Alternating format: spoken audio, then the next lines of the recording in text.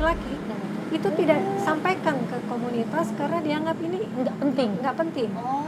Itu nangis kelompok perempuan, kenapa undangan tidak sampai ke mereka. Nah, kesadaran itu yang membuat kita perempuan menganggap bahwa ya sudahlah, atau ini ya kita bisa makan, kita bisa menjaga keluarga, hari ini makan apa di rumah itu saja sudah cukup.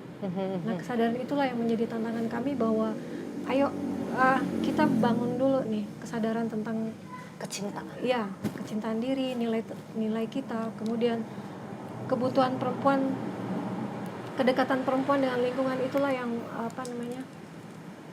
menjadi tantangan tersendiri buat kita untuk bisa akhirnya menggerakkan semuanya ya. Gitu. Jadi Tabung Mania, kalau aku simpulkan ini ya Mbak Ani ya, yang jadi tantangan itu bukan masalah promosi nih produk gitu, tapi adalah bagaimana kita ini menumbuhkan kecintaan perempuan dulu atas dirinya dan bagaimana perempuan itu memahami nilai akan dirinya, begitu ya Mbak? Udah penutup? Udah mau penutup Kak. Iya. Nanti saya akan simpulkan ya, tapi mohon dibantu apakah kesimpulan saya sudah sesuai dengan diskusi kita atau enggak gitu. Wah ini kayaknya Parmanto Retno banyak tanya ini ya. Iya. Parmanto Retno, tanya lagi. Aduh ini buka. Bu, mohon maaf ya ini tulisannya Minkyu saya agak nggak mudeng ya ini ya. Mohon maaf Mbak, ini buka berkaitankah Minkyu ini tulisannya apa ya? Berkaitan dengan oke berkaitan ini teh.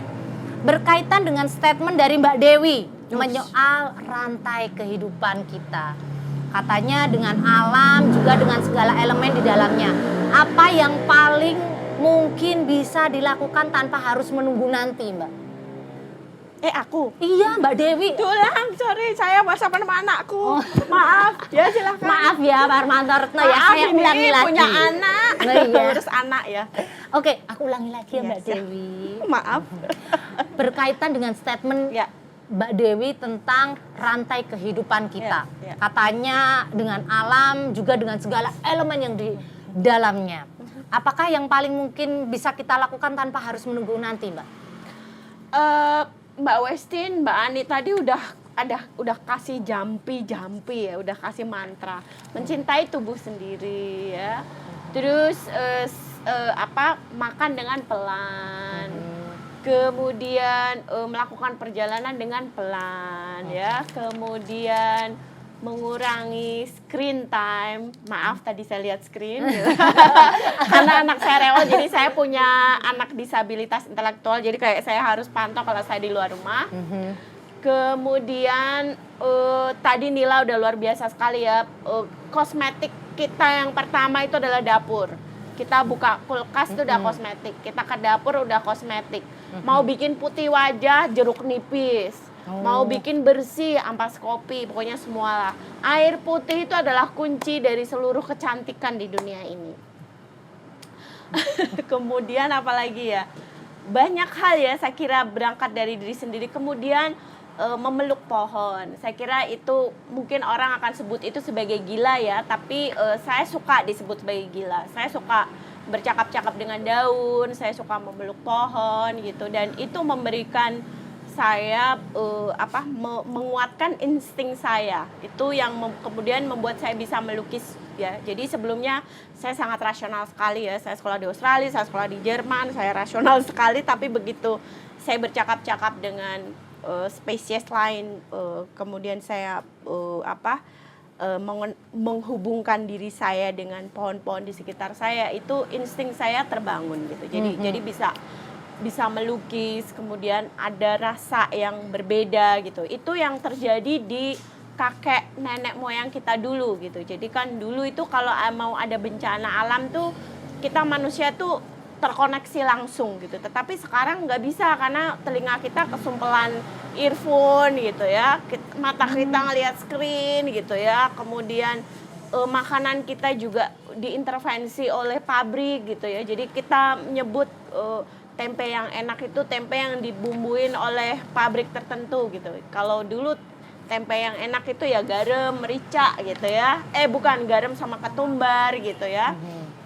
bawang itu udah enak gitu. Jadi kembali kepada diri kita, bercakap-cakap dengan alam gitu ya, menyayangi orang-orang di sekitar kita gitu, menghidupkan rasa kita, menghidupkan insting kita, memulai dari apa yang kita bisa menari, kita bisa melukis, kita bisa menyanyi, kita bisa bikinlah film dengan cara yang berbeda gitu ya, menulis ya, menjahit gitu. Saya kira itu adalah sebuah keberangkatan yang sederhana dan sekaligus kompleks gitu. Oke, cukup menjawab ya Mbak Parmanto Retno ya, jadi Ya, harus silap. bisa. Oke, ini Parmanto Retno lagi memberi komen, makin ikut diskusinya makin terjawab semua kebingunganku gitu. Mungkin kalau bahas ekofeminisme kita cukup paham ya. Mungkin kita bisa cerita-cerita lagi aja ya tentang bagaimana para narasumber ini selain bekerja. Sebentar. Oke, mungkin tadi kan udah ngomongin tentang kegiatan kerja-kerja, terus ada juga yang ngomongin keterikatan semua makhluk hidup yang ada di dunia ini. Bisa nggak kasih contoh sederhana yang bisa kita lakukan untuk merawat lingkungan, merawat hidup dalam perspektif feminis dan queer, semuanya bisa jawab. Siapa dulu? Nila dulu mungkin bisa cerita. Tadi yang udah disampaikan Mbak Dewi banyak banget barusan ya. Apa aja yang bisa kita lakukan? Tambah lagi mungkin Nila ini ya punya sudut pandang yang berbeda ya. Iya, ada Atau- orang muda. Iya. Dari saya sendiri ya, mungkin yang paling muda di antara beliau bertiga ini, yang saya rasa Lansia. anak-anak muda lain perlu menerapkan adalah menjadi lebih sadar. Sadar dengan apa yang kita kerjakan, apa yang kita lakukan, apa yang kita pakai, apa yang kita pilih. Ini dalam segala lini kehidupan ya, termasuk pakai skincare, pakai gadget, kemudian waktu yang kita habiskan untuk apa, terus kedekatan kita dengan orang sekitar, dengan alam, itu kita perlu menjadi lebih sadar. Supaya kita tahu kondisi kita dan juga kondisi lingkungan, apa yang sebenarnya betul-betul perlu kita lakukan gitu, supaya nggak salah, supaya kita sering ya anak muda tuh nggak sadar, scrolling nggak sadar, tiba-tiba menghabiskan waktu hanya untuk melakukan itu gitu. Nah itu kita perlu menjadi lebih sadar. Nah itu kalau ngomongin gak salah tadi ya, kebanyakan anak muda itu kalau mau melakukan sesuatu tuh malah takut salah, jadinya nggak ngapa-ngapain gitu. Oke, berikutnya mungkin Mbak Ani dulu. Dulu aku tadi udah. Apa yang bisa kita Lakukan yang secara sederhana aja tentang merawat hidup. merawat hidup ya? Ya, tadi dengan mengenal diri sendiri, itu sebenarnya kita mengenal semua yang ada di semesta ini ya, secara karena tadi seperti yang Mbak Dewi bilang, apa yang kita asup itu sebenarnya adalah bagian-bagian yang tersebar di semesta ya. Air, tanah, udara, itu semua ada dalam tubuh kita. Ketika kita benar-benar mengenali diri sendiri, itu semua akan bisa menjadi satu permulaan untuk kita bisa memulai merawat diri, merawat ekosistem kita. Tapi memang itu satu hal yang tidak mudah juga ya, karena tidak semua individu punya kesempatan, punya ruang untuk mengenal diri sendiri, karena tadi ruang-ruang itu pun tidak ada gitu buat mereka.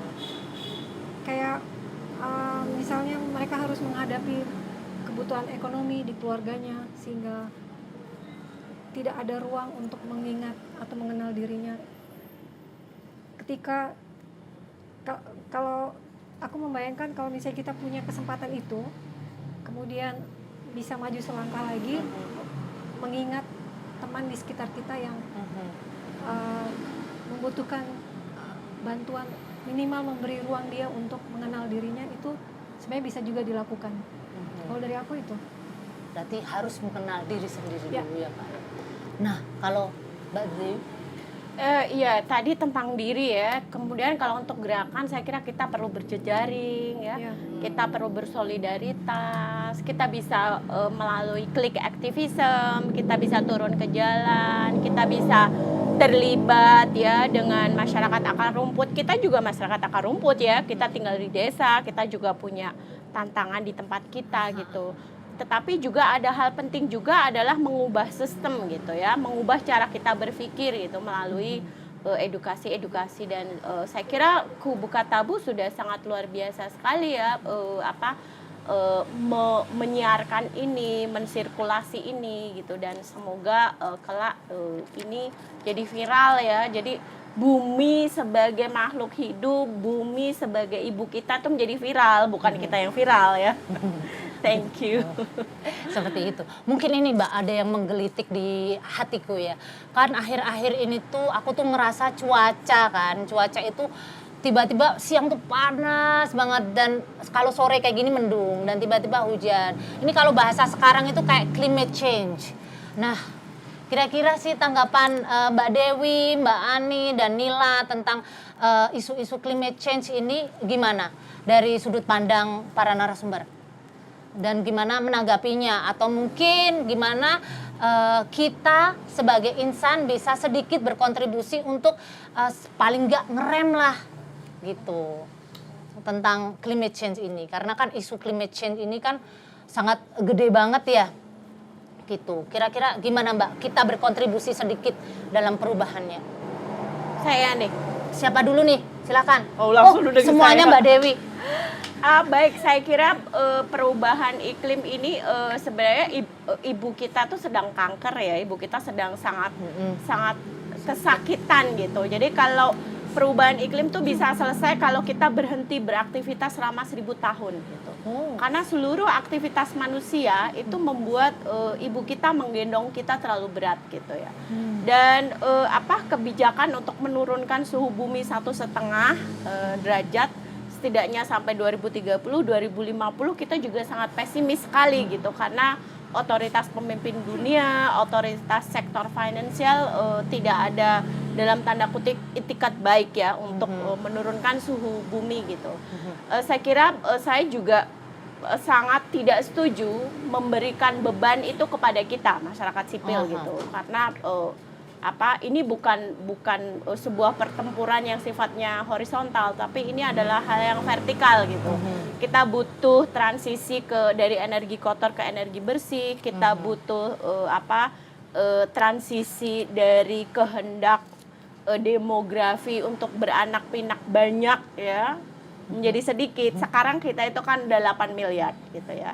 Jadi sekarang betul. Mempunyai anak dan tidak mempunyai anak itu sebuah sebuah pernyataan yang terkait dengan etika ya, etika lingkungan gitu. Karena ketika satu manusia ada itu dia membutuhkan ruang, Iya, betul. dia membutuhkan makanan, ya dia membutuhkan tempat untuk bergerak gitu. Betul, Saya kira semua hal sudah dari sisi teknologi, dari sisi sosiologi ya, dari sisi matra-matra lain saya kira kita sudah bekerja keras gitu, tetapi saya secara pribadi sih pesimis ya.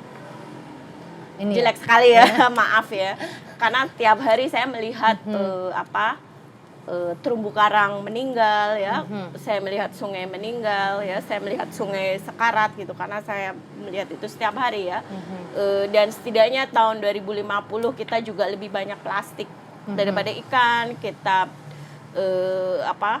sepertiga lebih spesies akan punah gitu ya dan lain-lain. Dan kalau kita tidak bisa menurunkan suhu bumi 1,5 turun gitu, kita juga mungkin tidak bisa menanam kopi dan teh gitu ya.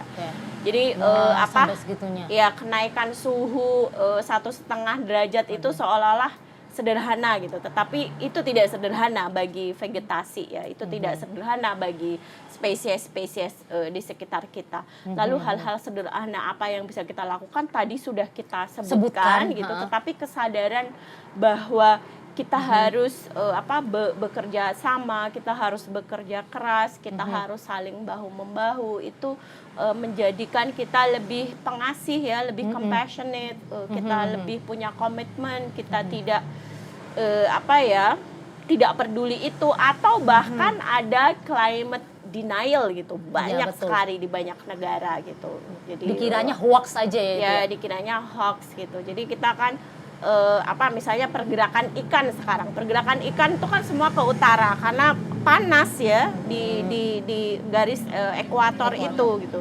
Dan laut kita juga mengalami osidifikasi yang sangat tinggi sekali gitu ya. Jadi ikan tuh bergerak ke utara. Sebenarnya secara etimologi climate change atau perubahan iklim itu diciptakan katanya itu oleh Humboldt ya, seorang peneliti dari Berlin di abad ke-18. Pada saat itu dia meneliti pegunungan Andes di Amerika Latin, dan dia melihat ada perubahan iklim ketika terjadi intervensi manusia ya. Ketika itu Eropa kan melakukan kolonialisme ya. Jadi sebelum kita mengenal monokultur sawit, sebelum kita mengenal monokultur yang sekarang ada di luar Jawa, sudah ada monokultur itu di Jawa ya, monokultur gula, kopi, teh gitu ya, yang membuat harimau, badak Jawa punah gitu ya, dan lain-lain. Dan itu membuat suhu bumi menjadi naik tinggi, gitu. Maka kita perlu, Nila tadi sudah sangat luar biasa ya, kita perlu mengonsumsi secara etis gitu. Maksudnya adalah kita bisa menghitung gitu jejak karbon kita gitu. Jadi ini kan lewat Zoom. Ini udah, kalau misalnya aku buka tabung ngedatangin 100 orang gitu, udah ninggalin jejak karbon banyak gitu ya. Kita pakai teknologi untuk mengurangi itu. Itu salah satu usaha. Saya kira banyak sekali ya usaha yang bisa kita lakukan. Gitu, kebanyakan maaf. Nggak apa-apa, aku seneng banget kayak diceritain banyak hal, masih diberi banyak insight. Jadi nggak hanya harusnya nggak dibebankan sama kita secara personal. Pemerintah juga punya andil penting dalam perubahan ini, menetapkan kebijakan-kebijakan juga gitu. Mungkin Mbak Ani mau menambahkan? Ya, menambahkan dari Mbak Dewi, karena kalau kita semua bekerja dan bicara bahwa mulailah dari diri sendiri, atau setelah itu bilang ya itu bukan urusan kita, itu memang sangat berbahaya ya.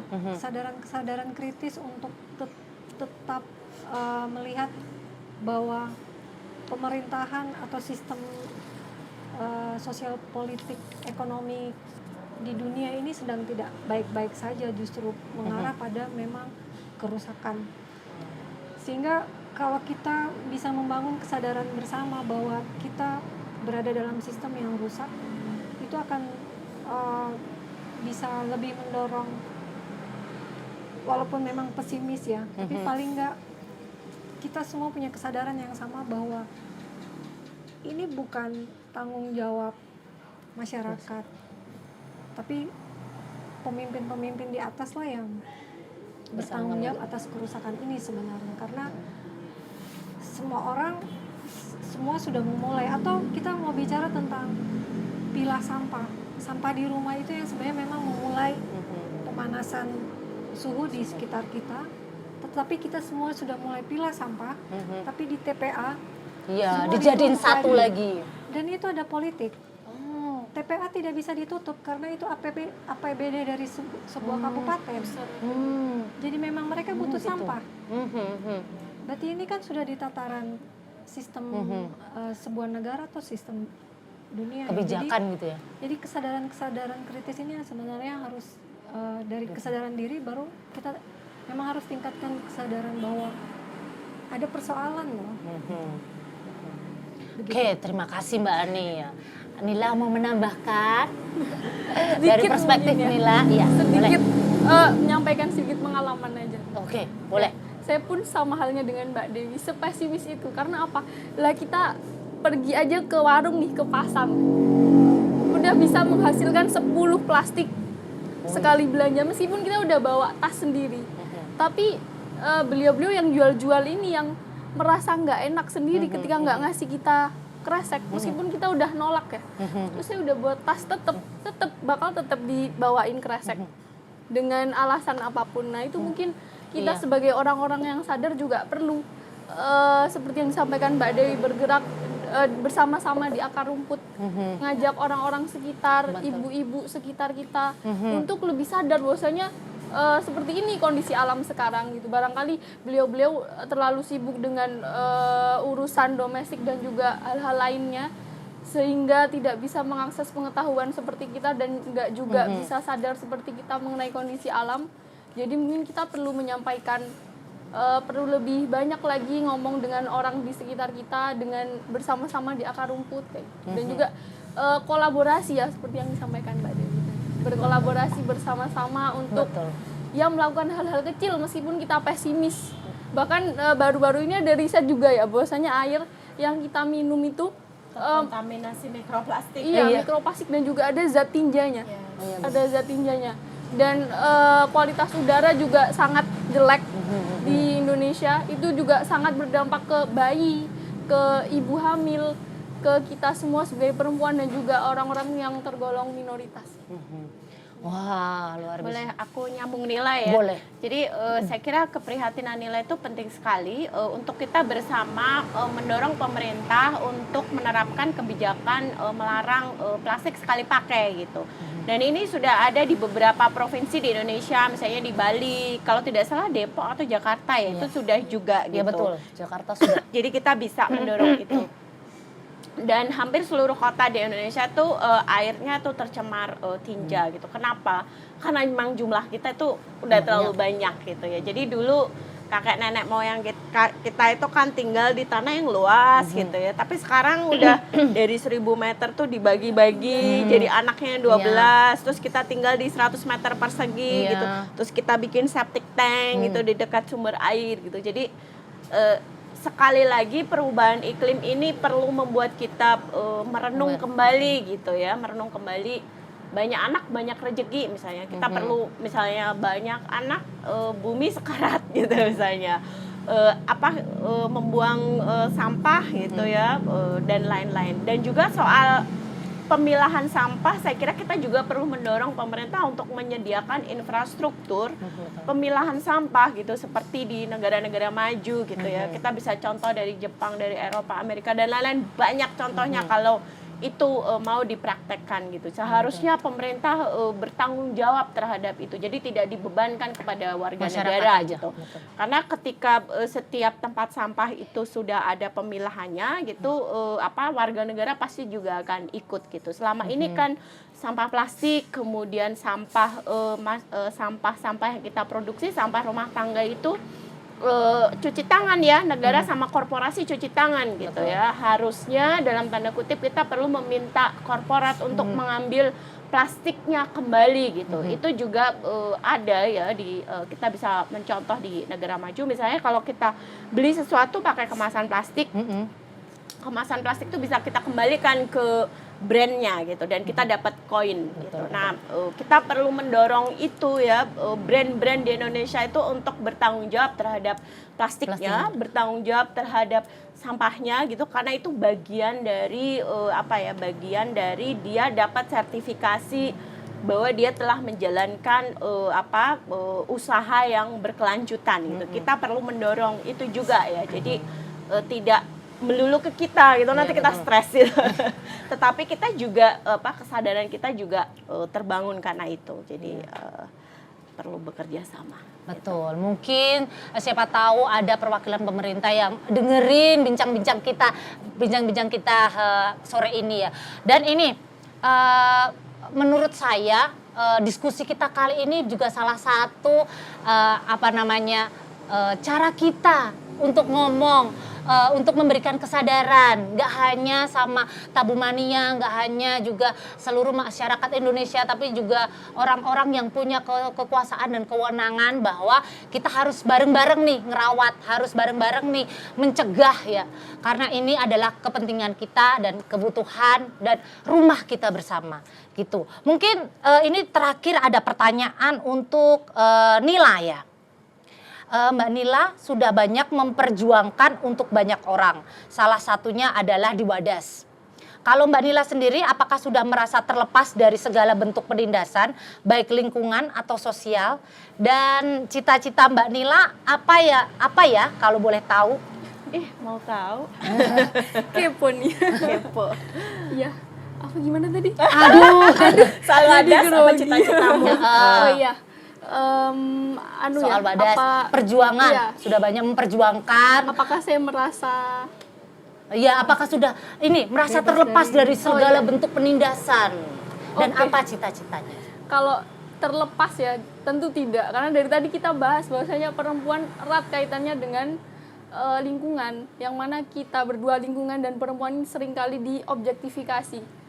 Saya juga bagian dari perempuan-perempuan itu yang seringkali merasa terobjektifikasi ketika saya hidup di lingkungan yang airnya sulit, airnya kualitasnya sulit, otomatis saya dan pengalaman ketubuhan saya juga terbebani ya. Saya butuh air untuk membersihkan pengalaman ketubuhan saya ketika saya menstruasi, atau mungkin nanti ketika saya melahirkan nifas, kemudian saya punya bayi, itu sangat perlu air. Dan seperti yang kita tahu, kondisi air sekarang, kondisi lingkungan kita sekarang sedang tidak baik-baik saja gitu. Nah, ketika ini terus berlanjut ya, saya sama halnya dengan alam, masih merasa terus teropresi begitu. Kalau cita-citanya? Cita-citanya jadi orang yang bermanfaat aja. Nah, itu. Bermanfaat, wah agak berat Dimanfaatkan apa ya. bermanfaat? Harus bermanfaat. Dimanfaatkan juga tabu. Bermanfaat bagi seluruh tabu mania juga ya tentunya. semoga begitu. Gitu. Mungkin itu sebelum aku tutup, mungkin aku akan simpulkan dari hasil diskusi kita kali ini. Dari Mbak Ani. Mbak Ani tadi bilang kalau Biyung Indonesia itu menyadarkan dulu tentang hak harus dipenuhi dahulu sebelum kita baru kita ngomongin tentang pelestarian lingkungan. Jadi hak perempuan tuh harus dipenuhi dahulu ya Mbak Dewi ya. Mbak Ani ya. Terus perempuan juga harus menumbuhkan kecintaan akan dirinya sendiri dulu gitu. Karena dengan kecintaan dan value kecintaan diri dan memahami value diri, nanti perempuan akan lebih memberdayakan diri dan lingkungan sekitarnya. Dan dari Mbak Dewi, apa coba, aduh, dari Mbak Dewi, ekofeminisme atau queer ekofeminisme adalah salah satu cara pandang, gaya hidup yang saling berkaitan satu sama lain. Entah itu dari alam, terus manusia, hewan, dan segala hal yang ada dalam hidup kita. Bahkan mikroba-mikroba itu adalah bagian dari ekofeminisme itu.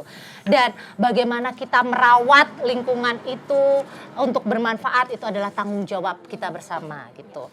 Dan untuk Nila adalah bagaimana cara kita mengadvokasi atau memberikan perspektif yang berbeda dari tulisan-tulisannya agar masyarakat tahu nih bahwa lingkungan itu nggak hanya bisa dipandang dari salah satu sudut pandang aja, bisa juga kita pandang dari sudut pandang atau perspektif yang berbeda. Itu mungkin itu bincang tabu kali ini teman-teman. Semoga kita semua dapat bersama-sama saling merawat diri, saling merawat hidup dalam perspektif feminis dan queer. Dan sebelum saya tutup, untuk 3 penanya terbaik nanti akan kita umumkan ya. Karena akan ada merchandise seperti yang saya bilang tadi. 3 penanya terbaik. Pasti Retno, iya, karena Retno banyak tanya ya. Banyak gak tahu, gak apa-apa, harus banyak gak tahu, harus banyak nanya biar makin paham dan mengerti. Ya, gitu. Jadi untuk teman-teman yang udah tanya, untuk Tabu Mania yang udah tanya, jangan lupa pantengin media sosial kita. Nanti Minkyu akan mengumumkan siapakah 3 penanya terbaik gitu. Terus setelahnya sebentar. Saya contek dulu ya teman-teman ya. Narsum terbaik kita. Iya. Terus saya berterima kasih sekali kepada 3 narasumber kita yang keren-keren, yang udah datang jauh-jauh dari Jogja, Mbak Ani. Terima kasih waktu, ilmu, pengalaman, info yang sudah dibagikan kepada saya dan kepada Tabu Mania yang lain. Terima kasih juga untuk Nila. Dari Malang. Terima kasih. Nila dari Solo, Mbak. Malang. Kuliahnya di Malang. Lah iya dari Malang, jauh. Biar jauh ya, Mbak. Oh, dari jauh juga. Oke. Kita sebut aja Nila dari Malang. Wow. Terima kasih telah berbagi pengalamannya, menulis dengan perspektif yang berbeda. Bisa memberikan kita info bahwa ekofeminisme itu adalah bisa dilihat dari cara yang sangat sederhana, teman-teman. Dari pemilihan skincare, ya nggak? Gitu. Terus Skincare, guys. skincare, ya, cewek kan selalu perskincarean ya, Kak, ya. Milenial, Mbak. Oke, dan yang terakhir adalah Mbak Dewi Chandraningrum. Terima kasih. Waktu, ilmu, apa tadi? Pengetahuan yang sangat komprehensif sekali ya. Dan sangat jelas. Nanti kalau kurang jelas bisa langsung DM Mbak Dewi ya teman-teman ya. Atau bisa lihat siaran ulang kita.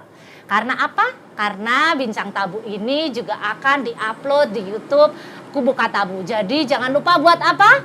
Subscribe, betul. Jangan lupa buat subscribe ya YouTube-nya Kubuka Tabu. Oke, teman-teman. Terima kasih semuanya. Terima kasih Tabu Mania yang sudah melihat dari awal, menyaksikan diskusi ini dari awal sampai akhir. Semoga bermanfaat. Saya Nope dan seluruh tim Bincang Tabu undur diri, sampai jumpa di Bincang Tabu berikutnya. Dan dadah! Terima kasih, sehat-sehat ya.